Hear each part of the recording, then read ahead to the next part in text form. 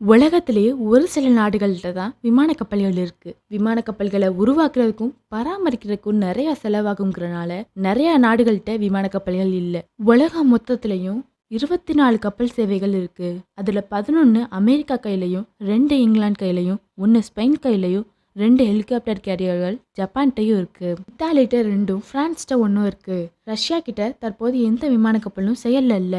சீனா கையில 3ம் இந்தியாட்ட 2 கப்பலும் இருக்கு. சீனா சமீபத்தில் தனது 3வது விமான கப்பலையும் சேவையில் இணைச்சிருக்குன்னு சொல்றாங்க. முன்னாடிலாம் இந்தியா விமான கப்பல்களை விடவும் நீர்மூழ்கி கப்பல்கள் தான் முக்கியம் நினைச்சாங்க.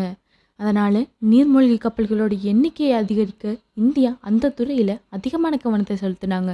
இப்போ சில செய்திகள்லாம் வருது. இந்தியா திரும்ப 3வது விமான கப்பலை ரொம்ப முக்கியமாக கட்டுற திட்டத்தில் முன்னேறிட்டு வர்றாங்க. இது நம்ம கிட்ட ஏற்கனவே இருக்க விமான கப்பல்களை விட இன்னும் சிறந்ததா இருக்கும்னு சொல்றாங்க. இந்தியா முதல் முறையா தானாவே உருவாக்கின விமான கப்பல் ஐஎன்எஸ் விக்ராந்த்.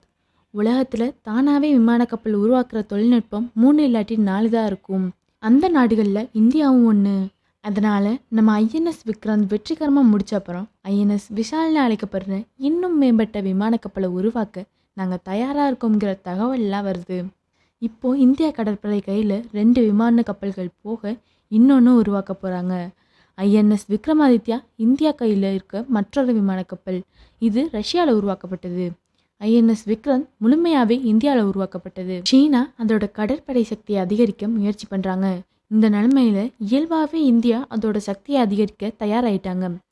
ஐஎன்எஸ் விக்ராந்தை விடவும் ஐஎன்எஸ் விஷாலை பெரிய கப்பலாக கட்டணும் திட்டமிட்டிருக்காங்க. சுமாராக 65,000 டன் எடை இருக்கும்னு சொல்கிறாங்க. புதுசாக பல தொழில்நுட்பங்கள் இதில் பயன்படுத்த வாய்ப்பு இருக்குது. விக்ராந்தை விட அதிகமாக மேம்பட்ட முறையில் இது உருவாக்கப்படும். அது மட்டும் இல்லாமல் இதில் இருக்க விமானங்கள், ஹெலிகாப்டர்கள், ட்ரான்கள் எல்லாமே வேகமாக ஏவவும் அதே போல் வேகமாக செயல்படுத்தவும் முடியும்.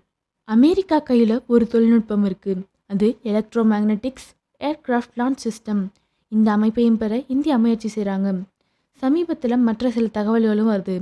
அதிக செலவும் கட்ட நேரமும் கருதி ஐஎன்எஸ் விக்ராந்த் மாதிரி இன்னொரு கப்பலையும் கட்ட அரசு முன்னுரிமை கொடுத்துருக்காங்க. அதாவது ஐஎன்எஸ் விக்ராந்தோட அதே வடிவத்தில் சில தொழில்நுட்ப மாற்றங்களோட இன்னொரு கப்பலையும் கொச்சி கப்பல் தொழிற்சாலையில் உருவாக்க போகிறாங்க.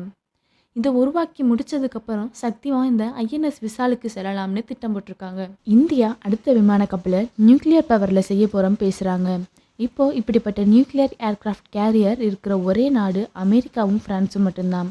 சாதாரண கப்பலுக்கு டீசலோ கேஸோ வேணும், அடிக்கடி ஃபியூயல் போடணும். ஆனால் நியூக்ளியர்னால் ஒரு தடவை யுரேனியம் போட்டால் 20லேருந்து 25 வருஷம் வரை நமக்கு டென்ஷன் இருக்காது. இதோட அட்வான்டேஜ் என்னென்னா நிறைய நாள் சீல ஸ்டே பண்ணலாம். ஃபியூயல் டேங்க் வேணாம், அதுக்கு பதிலாக நிறைய ஏர்கிராஃப்ட், வெப்பன்ஸ், ட்ரோன்ஸ்லாம் கேரி பண்ணலாம். சிம்பிளாக சொல்லணும்னா இது ஒரு ஃப்ளோட்டிங் மிலிட்ரி பேஸ். ஆனால் ரியாலிட்டி என்னென்னா இதை உருவாக்குறதுக்கு ரொம்ப செலவாகும். டெக்னாலஜி ரொம்ப காம்ப்ளெக்சிட்டினால பில்ட் பண்ணுறது ரொம்ப ஈஸி இல்லை.